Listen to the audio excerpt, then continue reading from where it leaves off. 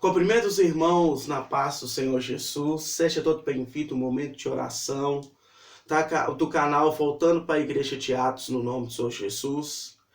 Agora nós vamos estar aprendendo a palavra de Deus e agora nós vamos estar fazendo orações no nome do Senhor Jesus. Desde já eu te peço que você pegue a sua Bíblia em Efésios capítulo 6 e nós vamos estudar do verso 10 e 11, para a gente conhecer quem são nossos inimigos que agem no mundo espiritual contra a nossa vida. E por que eles agem? Nós vamos estar aprendendo uma série de estudos, o tema é o tema Conhecendo o Campo de Batalha. Hoje nós vamos aprender a estratégia do inimigo, como ele age, como que ele trabalha para estar derrubando um ser humano, para estar derrubando um filho de Deus. A gente vamos aprender isso tudo. E alguns contextos da Bíblia que a gente tem que aprender. Antes de dar a parte introdutória do ensino, vamos fazer uma oração pedindo a Deus para estar iluminando a nossa mente, o nosso coração, para os ensinos da palavra. Deus, graças eu te dou por esse ensino. Graças eu te dou por todas essas coisas, ó Pai, que está aqui, Senhor. Deus, muito obrigado, Senhor, em nome do Senhor Jesus, ó Pai. Faça a tua vontade e teu querer, ó Pai, sobre as nossas vidas, Senhor. Trabalha grandiosamente, Senhor. Abre os nossos entendimentos, Deus. Pois, ó Pai, te canta lavaceia, sem o Senhor abrir nosso entendimento, é difícil entender o campo espiritual. Mas que o Senhor venha abrindo. E desde já eu te peço perdão por nossos erros, nossas falhas, nossas iniquidades, tudo aquilo que nos afasta do Senhor, ó Pai. Mas que o Senhor venha, Pai, te canta lavaceia, nos abençoar, ó Pai. No nome do Senhor Jesus. Amém. Irmãos, então vamos ler essas duas passagens.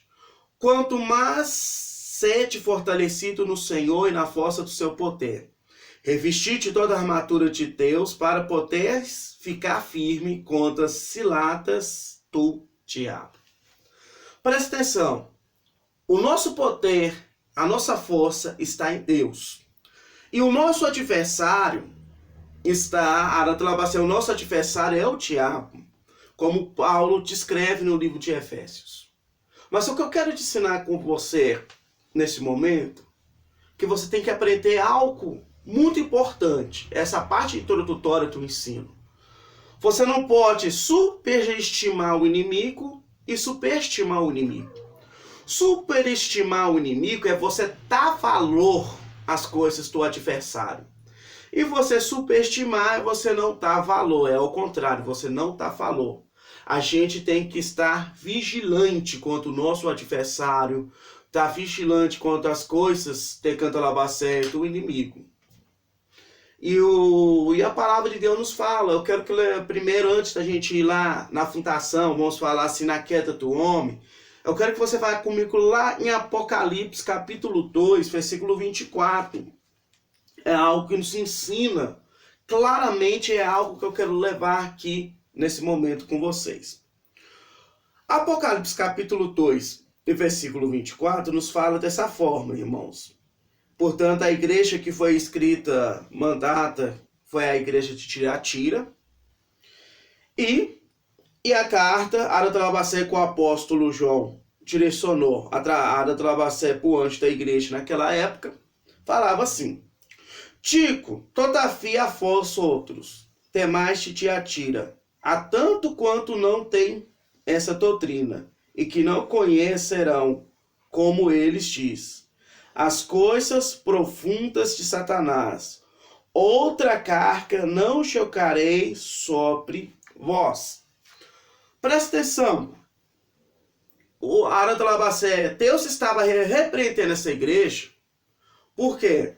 Havia-se duas doutrinas, dois ensinamentos ali. O primeiro ensinamento é o ensinamento do evangélico de Deus, o evangelho de Jesus, a qual que se entregou na cruz e morreu por nós. O segundo ensinamento que estava tendo ali, ensinamento de Aratrabacé do próprio Satanás. Muitas vezes pessoas que se convertiam, nos dias de hoje são pessoas que saem da macumbaria, e muitas vezes fala a sua experiência que quando teve na macumbaria, qual obra que é feita para destruir casamento, qual obra que é a obra da morte, para fazer as pessoas perder as vidas, Cobra para trancar a vida de uma outra pessoa e por aí vai. Põe, descarrega e por aí vai, como a gente vê. A palavra aqui está falando bem claro que a gente não pode trazer isso para nós. A gente não pode estar trazendo essas coisas para nossas vidas.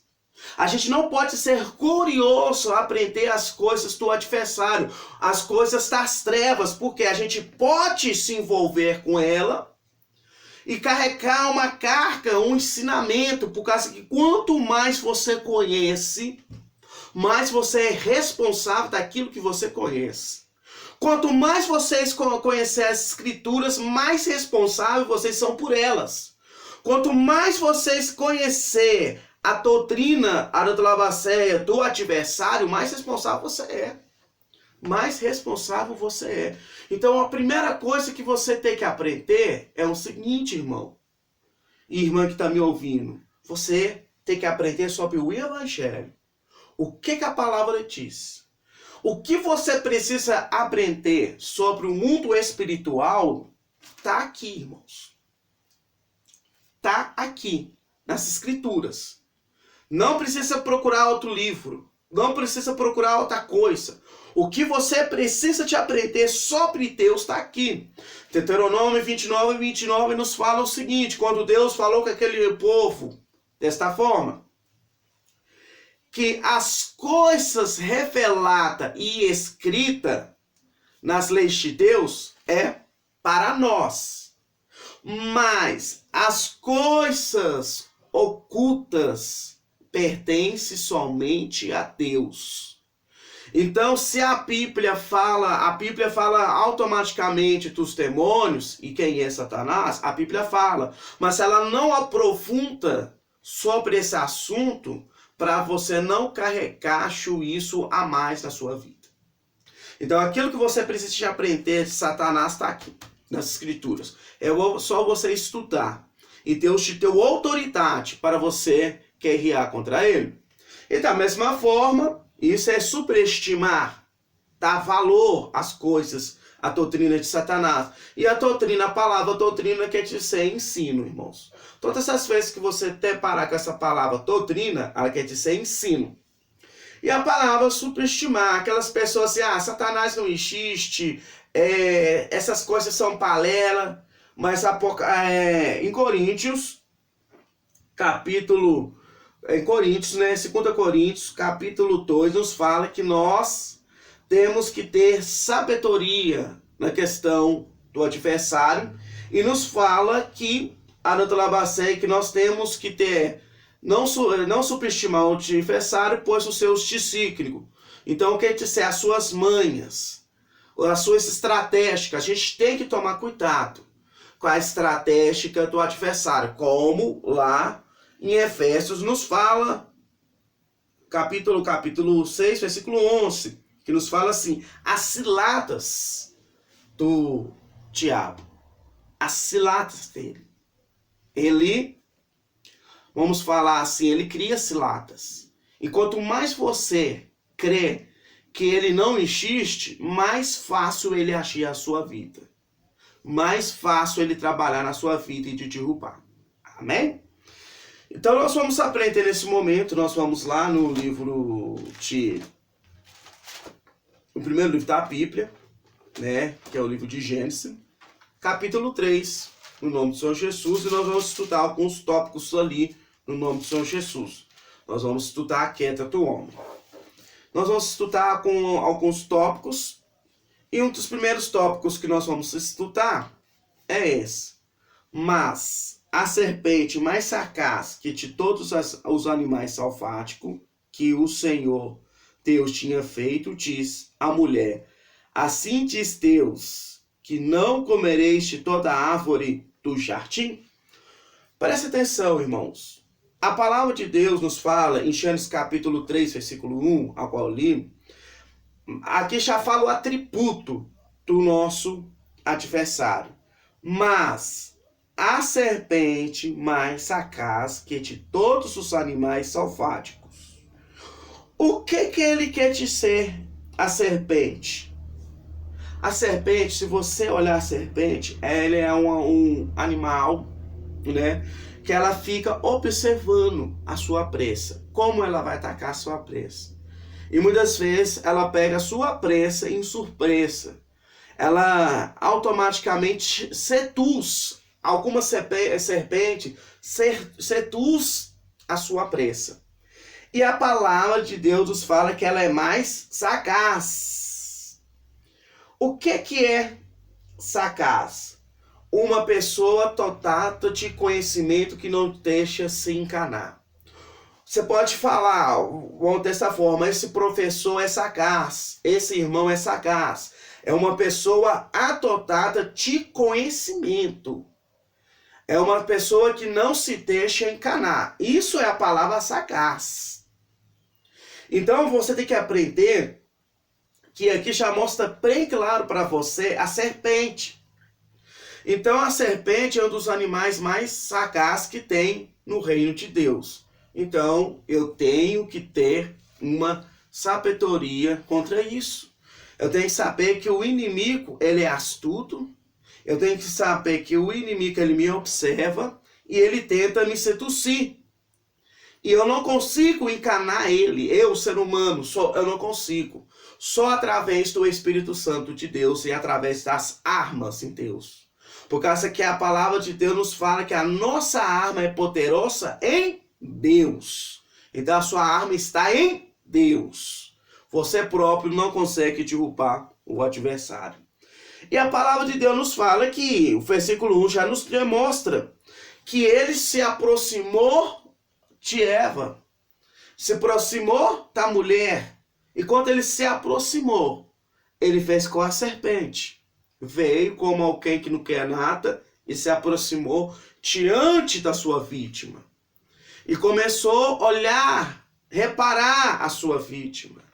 E a palavra de Deus nos fala aqui, amada igreja, que Eva, ela, é a mulher, que a gente vai compreender que Eva só ganha o nome de Eva, vamos falar do capítulo 3, lá pro versículo 20 em diante, que a gente vê que ela ganha o nome de Eva. Mas até aqui se diz a mulher. Então, a palavra de Deus nos fala, irmãos, que a mulher estava se encontrando ali, olhando no jardim, passeando no jardim, quanto automaticamente Adão estava cuidando de algum outro afazer no jardim. Que Adão ele tinha a responsabilidade de cuidar do jardim do Éden.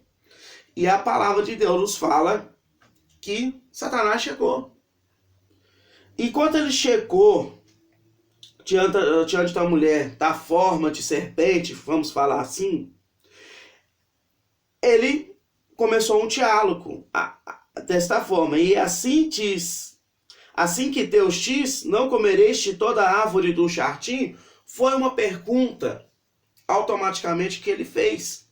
Mas lembra que o seu adversário ele vai contra a palavra de Deus. Por que ele vai contra a palavra de Deus? Para ele saber que se você conhece a palavra de Deus, para saber se verdadeiramente você é um servo do Senhor que conhece a palavra ou não. Porque no versículo 2 nos fala o que? Respondeu-se a mulher, do fruto da árvore que está na labaceia. Respondeu a mulher, do fruto da árvore do jardim podemos comer, mas do fruto da árvore que está no meio do jardim diz Deus, dele não comereis e nem tocarei neles, para que não morrerás. Presta atenção, ela sabia do mandamento. Ela sabia do mandamento. E automaticamente ela sabeu do mandamento. Ela falou o mandamento, mas no versículo 3, ela aumenta o mandamento. Por causa que ela fala, o fruto que está no meio do jardim, diz Deus, dele não comereis e nem tocareis, para que não morra. Então, presta atenção. Deus só falou para Adão para não comer. Deus não falou que fala só, Adão, você não vai olhar para esse fruto e nem tocar nele. Não, você não vai comer. Você vai olhar para ele. Você vai ver ele ali. E ele estava no lugar onde? No lugar visível, no meio do jardim. no meio do jardim de todas as, vou supor, de todas as árvores ali, ele estava ali no meio. O que te serve para nós? Aquela árvore significava o quê? O livre-arbítrio, primeiro. O conhecimento do bem e do mal, o livre-arbítrio que os homens têm. Os homens têm o livre-arbítrio. Os seres humanos, os seres espirituais não têm livre-arbítrio. É algo que você tem que aprender. Deus pegou a árvore e colocou no meio do jardim. Nele colocar a árvore no meio do jardim, aquela árvore significava o livre-arbítrio do homem.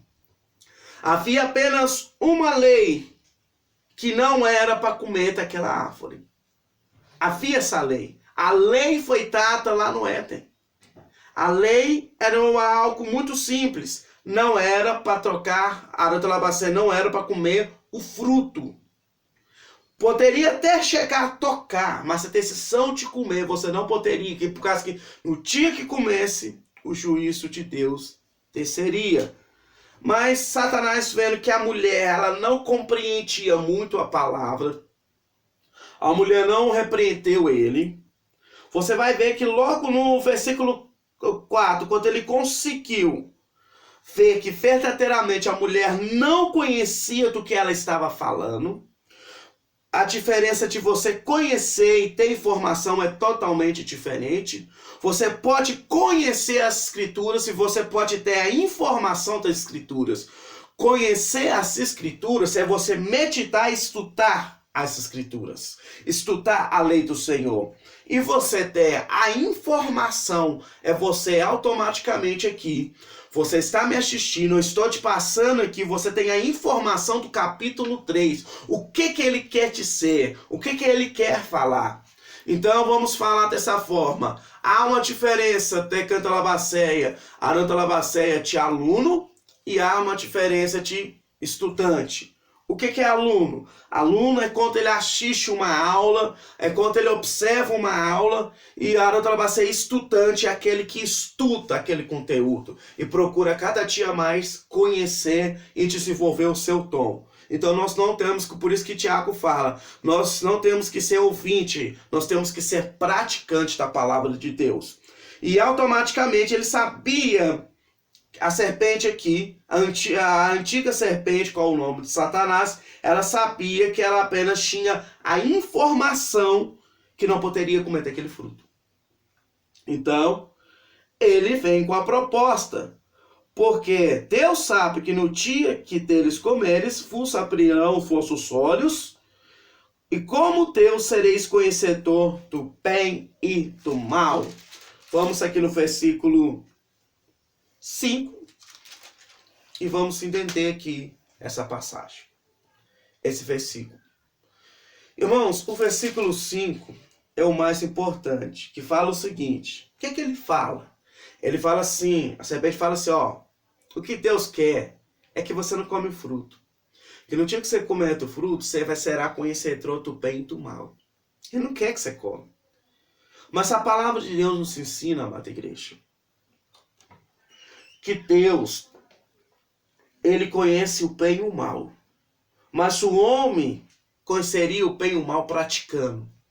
Deus não conhece o mal praticando. É isso que você tem que entender. Ele conhece o perigo do mal. E a palavra de Deus nos fala, e nós vamos ver isso mais, mais lá na frente, no livro de Isaías, que Deus criou-se o mal. Deus criou o mal. Então, ele criou. Então, ele sabe como que o mal funciona. Ele só não queria que o homem praticasse o mal. Ele não queria que o homem conhecesse o mal praticando. Ele queria que apenas o homem conhecesse as coisas boas. É por isso que o homem tem um livre-arbítrio. Ele conhece. Nós conhecemos o mal em praticar. E Deus não conhece o mal em praticar. Essa é a diferença que Deus não queria que o homem conhecesse. E a palavra nós conhecemos que ele comeu do fruto. E na hora que ele comeu do fruto, automaticamente abriu os olhos. E aqui você vê que para Satanás derrubar um homem, uma mulher de Deus, ele precisa checar no coração. E Satanás checou no coração. Versículo 6 nos fala que a mulher vendo que o fruto era agradável para se comer, comeu aquele fruto e repartiu junto a Labaceia com o homem. E ambos abriram os olhos e contemplaram que estava no pecado. E eu quero que você entenda uma coisa aqui, irmãos, nessa passagem, que o diabo, antes dele derrubar um cristão, ele vigia. E é por isso que Pedro e demais palavras nos falam o seguinte, que ele fica no nosso território, plantando como leão, para que Aranta Labaceia, Tecanta Labaceia, para atacar almas. Satanás fica no nosso território, esperando um vacilo, esperando a gente cair. Por causa que Satanás não está preocupado, irmão, com aquele que está no mundo, não. Satanás está preocupado com aquele que está no jardim do Éden, aquele que está na presença de Deus. Aquele que está na presença de Deus, o inimigo está preocupado. Por causa que se ele sabe que está na presença de Deus, é uma arma contra ele. E cada um de nós temos uma fraqueza, e a mulher automaticamente demonstrou a fraqueza de querer conhecer o mal. Não querer ser igual a Deus, querer conhecer o mal. Nessa fraqueza de querer conhecer o mal, ela comeu e junto a Adão. Adão conhecia o mandamento, a responsabilidade é de Adão. E a palavra deixa bem claro. Bem claro. O que a palavra nos deixa bem claro, irmãos? Presta atenção. Deus fala, eu te dei a ordenança, Adão, para você. Eu te dei o mandamento para você, que desse fruto você não comeria. Então o seu juízo é maior do que todos. Mas observa a misericórdia de Deus aqui, para com as nossas vidas. Observa a misericórdia do Senhor. A palavra de Deus nos fala aqui que houve-se juízos, né? Juízos, Aranta Labaceia, para cada um. Juízo para Adão, juízo para Eva e juízo para Satanás. O primeiro juízo que a gente vê aqui, irmãos, no nome do Senhor Jesus, que nós vemos aqui, é do versículo 14. Versículo 14. Que está escrito assim: então o Senhor diz à serpente, visto que isso fizeste, é malditas entre todos os animais domésticos e entre todos os animais selváticos. E a restecharás sobre o teu ventre, e comerás o pó de todos os dias da tua vida. E porém inimizade entre ti e a mulher, entre a tua descendência e os teus descendentes. E este te ferirá a cabeça, e tu ferirá o calcanhar. Versículo 14 nos fala o seguinte, eu quero que vocês prestem bem atenção. Que no meio do diálogo ali,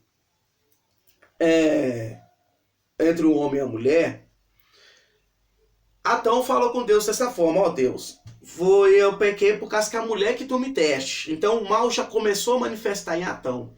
Adão não teve de misericórdia. E você pode ver que todas as vezes que algo na nossa vida não está certo, ou todas as vezes que algo da nossa vida não anda, a primeira pessoa que a gente coloca a culpa é em Deus. Não é a pessoa que está do nosso lado, é em Deus. Se Deus deu algo na nossa vida e nossa vida não andou do jeito que a gente esperava, o culpado é Deus, nunca é a gente. A gente não olha as nossas falhas. A gente não olha onde que a gente está errando, onde que a gente está falhando. Em todo momento, a gente tem a mesma atitude de Adão. Foi a mulher que você me deste, por que Deus deixou isso acontecer com a minha vida? Então a gente sempre tem a mania de culpar Deus. A gente tem que observar, por causa que se a vida da gente vai mal, ou a vida da gente vai bem, o culpado sempre seremos nós, para as nossas escolhas e as nossas atitudes. Sempre aprende isso. E a mulher teve a mesma coisa, vou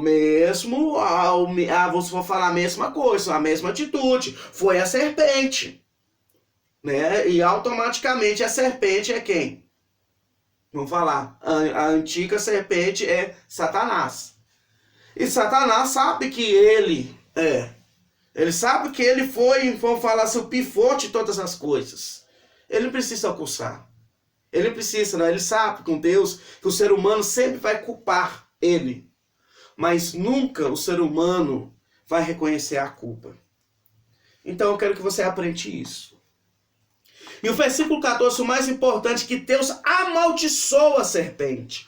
Deus fala que a serpente dessa forma: maldita tu és entre todos os animais. O que quer significar? Isso é uma revelação da salvação.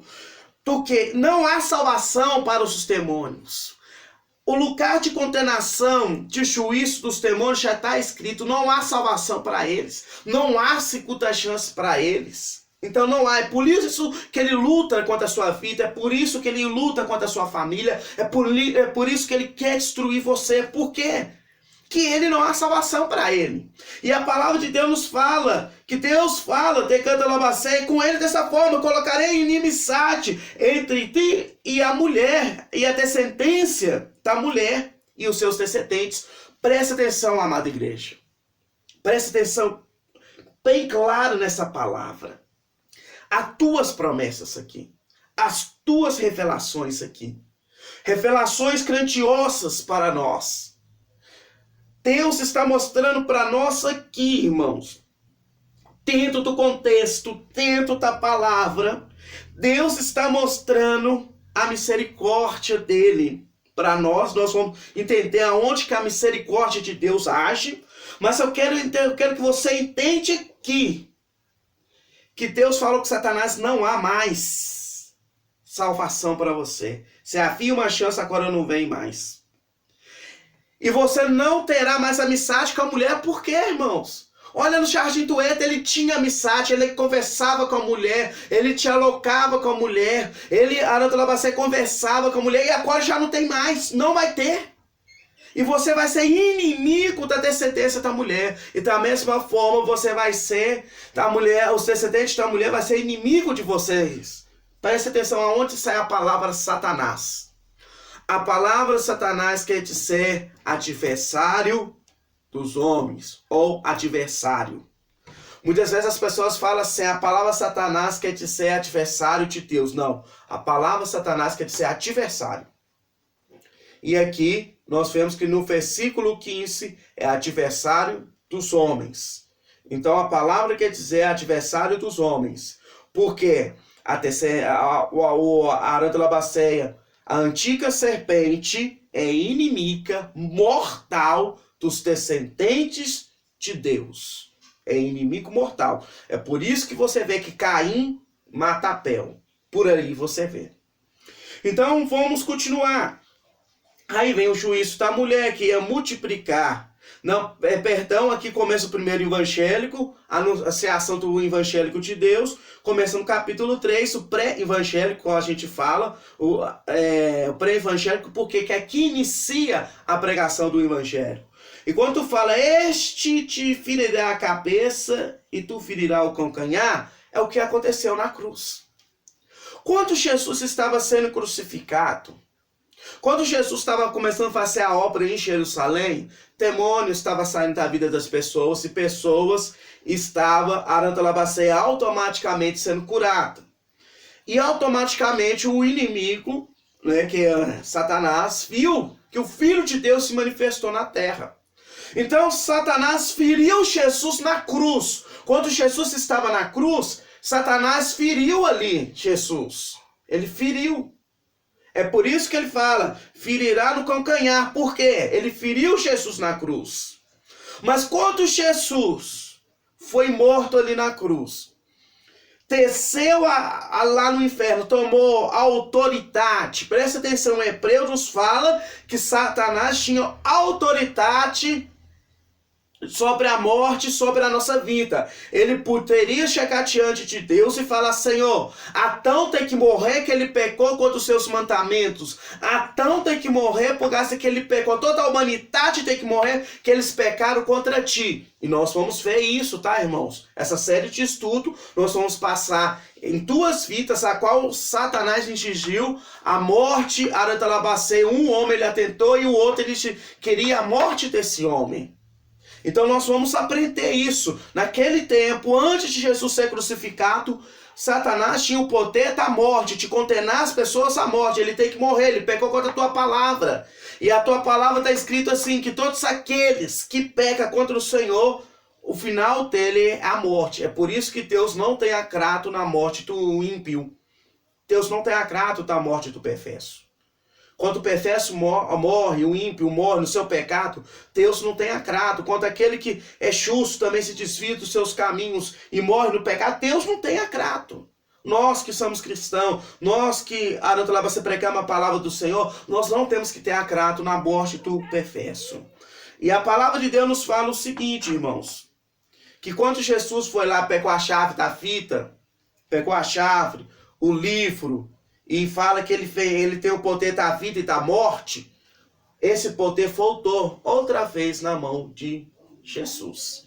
Então, outra vez voltou na mão de Jesus. Então, Jesus tem todo o poder. Jesus tem todo o poder. É por isso que você vê lá no capítulo 12 lá de Apocalipse, nos fala que a serpente foi expulsa dos céus. Por causa que na fia da crucificação, quando Jesus cumpriu o que ele tinha que cumprir, a palavra de Deus nos fala em Judas que houve sim uma batalha no céu, a qual Satanás foi expulso, junto com até essa parte dos céus, que são até essa parte dos anjos, e desceu com grande fúria aqui na terra. E ai dos descendentes de Deus, os descendentes de Cristo, aqueles que seguem os mandamentos de Deus. Então ele tem fúria. Satanás sabe que ele tem pouco tempo, é por isso que ele luta para te destruir. Por causa que ele sabe que quanto mais número de alma que ele levar, eu quero que você entenda. Se você sai do caminho do Senhor, Deus falou com o homem que Deus tem uma oportunidade para o homem, nós vamos ver em Adão. Mas para Satanás, a gente não vai ver que a gente não tem essa oportunidade, mas ele pode arrastar nações. E nações pode beber o mesmo juízo que Satanás vai beber. Então toma muito cuidado com isso, irmãos. Presta atenção. Fecha a misericórdia de Deus. Fecha a misericórdia de Deus aqui no verso 17 com a humanidade. Adão representa a humanidade. E Adão diz: visto atentamente a voz da tua mulher, isso já é o juízo que Deus está tecendo para Adão, no versículo 17, e comeste da árvore que eu te ordenei, então é um mandamento, é uma ordenação, que não comeste, maldita é a terra por tua causa, e fatigará e obterá dela o sustento durante os dias da tua vida. E ela produzirá entre cartos e abrolhos, que são espinhos. E tu comerás erva do campo, e no suor do seu rosto comerá o teu pão, até que torne a terra, pois dela foste formado, porque tu és pó, e o pó tornará. E o versículo 20, o homem dá o nome para a mulher de Eva. Preste atenção aqui nesse versículo aqui, irmãos, o 17. Deus não amaldiçoa o homem. Deus dá a segunda chance para o homem. Deus dá a segunda chance para o homem. A terra que é amaldiçoada por causa do pecado do homem. Aí é por isso que Paulo fala, pelo um homem veio o pecado na terra, mas pelo um homem, para a obediência de um homem, veio a salvação, que é nosso Senhor Salvador Jesus Cristo. Então, irmãos, você que está desviado da presença de Deus, ainda há oportunidade para você. Você que está desviado da presença de Deus, Deus está falando bem claro para você que há uma chance para você voltar para os caminhos de Deus. Há uma oportunidade de você voltar aos caminhos de Deus. Há uma oportunidade de você servir a Deus. Então, meu irmão, largue este pecado.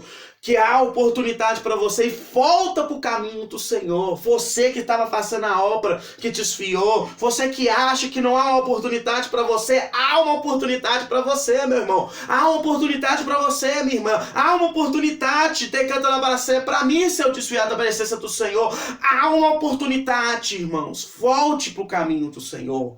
Volte do caminho do Senhor. Daqui uns tempos, irmãos, depois que eu terminar essa série, eu estou montando uma série, a diferença de desviado e a diferença do rebelde. Qual a diferença do desviado e do rebelde? Está sendo criada uma série de estudos que vocês vão ver, que nós vamos aprender que a diferença de uma pessoa desviada do caminho do Senhor e uma pessoa rebelde ao Senhor. Tem uma grande diferença nisso tudo, tá, irmãos?